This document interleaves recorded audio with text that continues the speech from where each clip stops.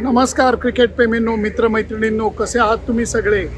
मी आनंदात नाही आहे. भारतीय संघाला 2-0 मालिका जिंकून श्रीलंका सोडायचं होतं, पण ते काही जमलेलं नाही आहे.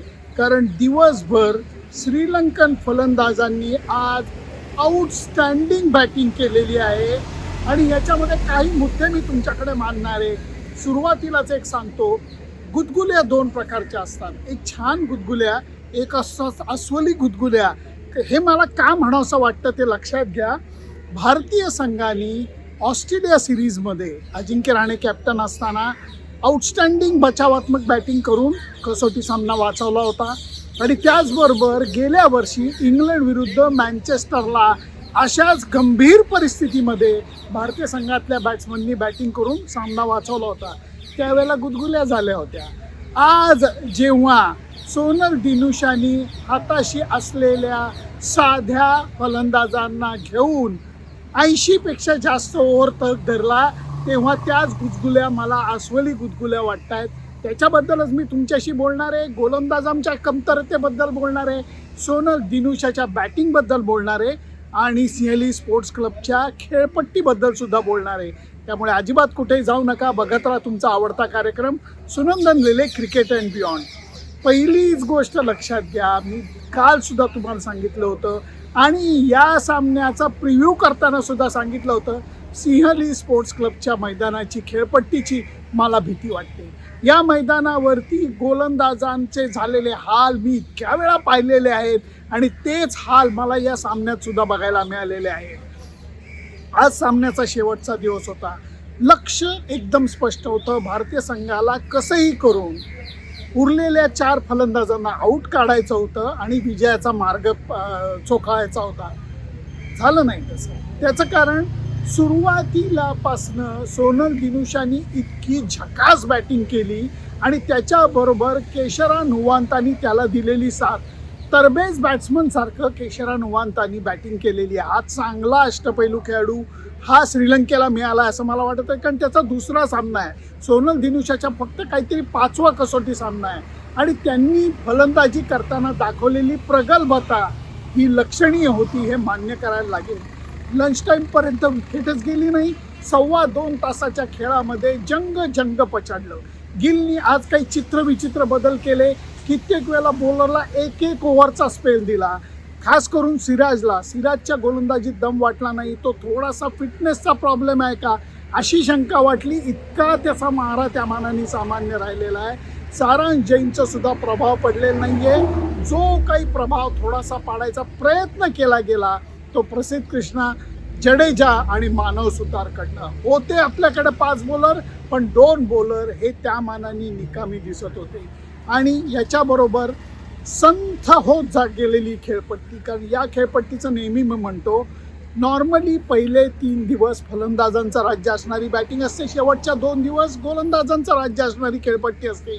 वेअर अँड टेअर होतं आणि त्याचबरोबर खेळपट्टीवरची माती लूज होते आणि मग गोलंदाजांना मदत होते. या खेळपट्टीवरती तसं काही विशेष झालेलं नाही आहे. हे म्हणत असताना सुरुवातीलाच मी टीका करण्याला अजिबात घाबरत नाही, कारण भारतीय गोलंदाजांकडे कौशल्याची कमतरता होती. म्हणजे मला 2 बॉलरची आठवण झाली, जे आत्ताच्या काळातले मी म्हणतोय, फार पूर्वीच्या काळातलं मी म्हणत नाही आहे. एक म्हणजे जसप्रीत बुमराह, जो कितीही विकेट काही खराब असलं तरी तो यॉर्कर टाकू शकतो. मला काही माझ्या पॉडकास्ट बघणाऱ्या लोकांनी मला सांगितलं की यांनी यॉर्करचा प्रयत्नच केला नाही. अगदी तुमचं ऑब्झर्वेशन बरोबर आहे, कारण प्रसिद्ध कृष्णा आणि सिराज या दोघांनी एकही यॉर्कर टाकायचा प्रयत्न केला नाही.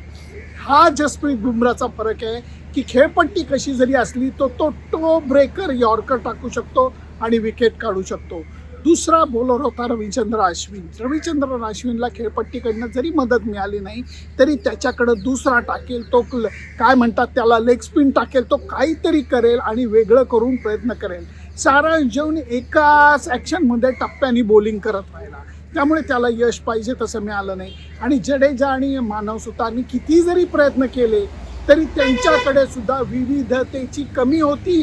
आणि दुसरी गोष्ट म्हणजे विकेट मिळत नाही म्हटल्यानंतर त्यांनी विविधता आणायचा किंवा विचित्र पद्धतीने काहीतरी प्रयत्न करायचा एक एफर्टच घेतलेले नाही आहेत, ह्याचं मला वाईट वाटतं. सोनल दिनुशाच्या बॅटिंगबद्दल बोलायला लागेल. मी केशराच्या बॅटिंगबद्दल बोललो की त्यांनी अप्रतिम साथ दिली. नंतर आलेल्या लाहिरू कुमारांनी 90 बॉल्स त्यांनी खेळले आणि पहिल्यांदा केशराची विकेट जायला 40 ओव्हर लागल्या आणि नंतर परत जवळपास 31 ओव्हर या लाहिरूची विकेट काढायला लागल्या. दुसऱ्या बाजूने याचा कुठलाच परिणाम सोनल दिनुशावरती होत नव्हता. चान्सलेस इनिंग तो खेळलेला आहे. आजच्या दिवसाभरामध्ये यशस्वी जयस्वालला एकदा त्याला रनआउट करायची फक्त संधी होती श्रीलंकन बॅट्समनला. सोनल दिनुशा होता का कोण होता मला आठवत नाहीये. डायरेक्ट हिट झाला असता तो रनआउट झाला असता. हा एक चान्स सोडला तर बाकी चान्स सुद्धा त्यांनी दिलेला नाहीये श्रीलंकेने. आऊट झाले 3 बॅट्समन आऊट झाले, 1 बॅट्समन आऊट व्हायचा राहिला. 9 आऊट 429 धावांवरती खेळ थांबला, जेव्हा आघाडी ही खूप मोठ्या टप्प्यावरती जाऊन पोहोचलेली होती.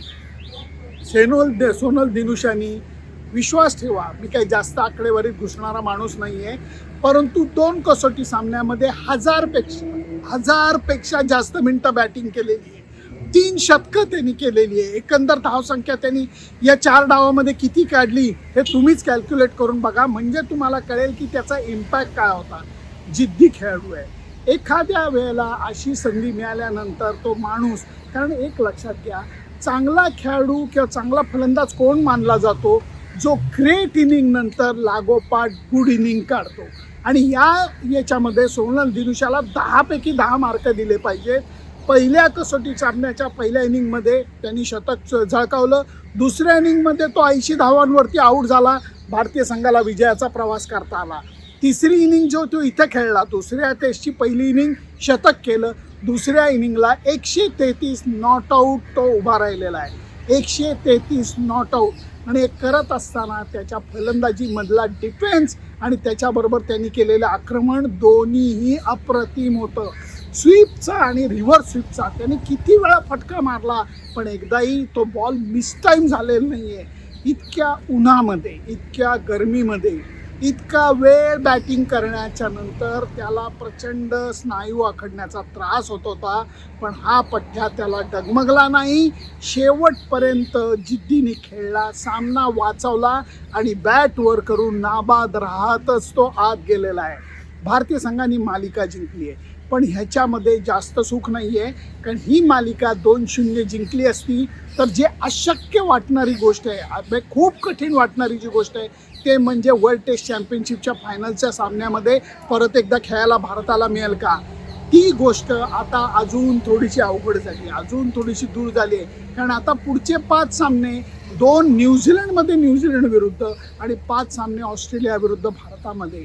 या गोष्टींचा विचार केला तर भारतीय संघाला हा सामना जिंकणं गरजेचं होतं. भारतीय संघाने प्रयत्न केला का?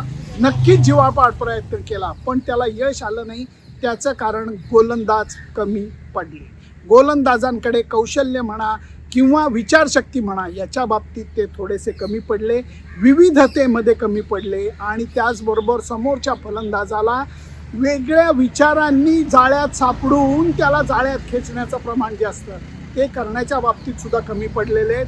आणि ही चिंतेची गोष्ट आहे, जी मी काल म्हणलं होतं की अश्विन नंतर सुंदर, वॉशिंग्टन सुंदर आणि वॉशिंग्टन सुंदर नंतर सारांश जैन, हे थोडं मला वाटतं बलाबलामध्ये जरा तो तराजू खाली जातो आहे. मानव सुतार नक्कीच या दोन्ही सामन्यामध्ये त्यांनी चांगली बॉलिंग केलेली आहे. फास्ट बॉलिंगच्या बाबतीत प्रसिद्ध कृष्णा चमकला, पण सिराज अगदीच फिका पडला. याच्यामुळे भारतीय संघाला अपेक्षित यश मिळवता आलेलं नाही आहे. फलंदाजांनी थोडीशी अपेक्षित कामगिरी केली. पडिक्कलच्या ज्या खेळी होत्या त्याला जवाब ठरल्या. ध्रुव जुरेलची कन्सिस्टन्सी ही मनाला भावली, पण तरीही गोलंदाजांची चिंता ही कायम आहे. आणि फलंदाजीच्या बाबतीत जेवढे ऑप्शन, जेवढे पर्याय आपल्याकडे आहेत, तेवढे पर्याय आपल्या गोलंदाजीमध्ये नाही आहेत, हे कबूल करायला लागेल. त्यामुळे 1-0 मालिका जिंकूनही चेहऱ्यावरती अपेक्षित हास्य माझ्या येत नाही आहे, कारण 2-0 हाच उपाय होता आणि ते करण्यामध्ये आपण लांब ठरलो. 3 कारणांनी: संथ होत गेलेली खेळपट्टी, गोलंदाजांच्या कौशल्यामध्ये असलेली कमी, भारतीय गोलंदाजांच्या कौशल्यामध्ये असलेली कमी, आणि तिसरी गोष्ट म्हणजे सोनल दिनुशा. सोनल दिनुशा हा एक अप्रतिम फलंदाज. श्रीलंकन संघाला भविष्य काळामध्ये सुद्धा तारून नेईल. मायदेशी खेळताना त्यांनी दाखवलेली चमक, प्रगल्भता ही मनाला भावणारी आहे. आता परदेशामध्ये तो कसा खेळ करतो हे बघायला सुद्धा मजा येणार आहे. परंतु एक हिरा श्रीलंकन संघाला नक्की सापडलेला आहे. माझी मतं मी मांडली, तुमची मतं काय आहेत? मी जे 3 मुद्दे मांडले, संतोष जाणारी खेळपट्टी, भारतीय गोलंदाजांच्या कौशल्यात असलेली कमी आणि त्याच्याबरोबर सोनल दिनुशाची अप्रतिम बॅटिंग, याच्यामुळे ही जी मॅच आहे आपल्याला जिंकता आली नाही. हे म्हणताना श्रीलंकेने मॅच वाचवली, क्रेडिट त्यांनाही द्यायला पाहिजे असं माझं तरी मत आहे. तुमचं मत काय मला जरूर कळवा. फक्त त्याच्याकरता माझं फेसबुक पेज, इंस्टाग्राम अकाउंट आणि यूट्यूब चॅनल लाईक, शेअर आणि सबस्क्राईब करायला विसरू नका. Bye bye. आता श्रीलंकेमधनं तुमची रजा घेतो. Bye bye.